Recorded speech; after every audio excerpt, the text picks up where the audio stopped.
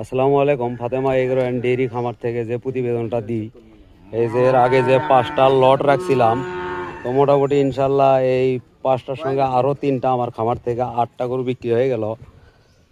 যাই হোক, এই যে যে লটের যে গরুগুলো রাখছিলাম, এই যে একটা মুন্ডি, এই যে একটা হাইব্রিড বাচ্চা, এই যে এটা হচ্ছে 3 নাম্বার,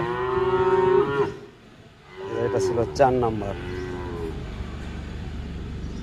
আর সর্বশেষ এই যে লটের 5 নাম্বার ছিল এইটা।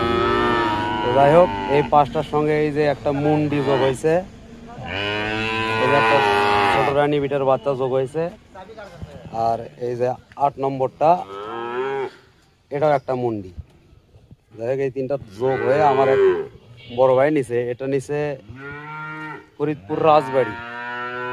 8টা গরু দেখে শুনে সুস্থ সবল আমার খামারে এসে দেখে শুনে যাচাই বাছাই করে নিছে। তো যাই হোক, তার তথ্য আপনাদের মুখ থেকে একটু শোনাবো।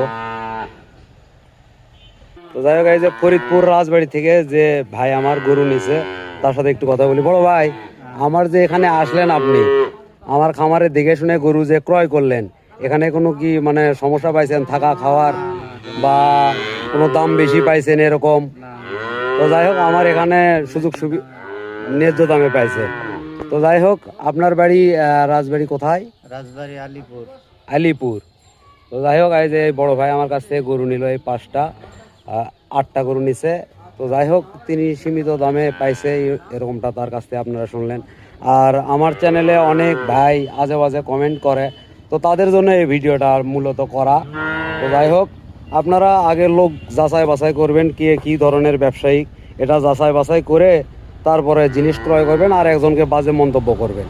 তো যাই হোক, আজকে এটুকুই। আলহামদুলিল্লাহ, ভাইয়ের কাছে আমি সব গরু বিক্রি করলাম, আমিও খুশি। ভাই, আপনিও তো খুশি? আমিও খুশি। আসসালামু আলাইকুম। ওয়ালাইকুম সালাম।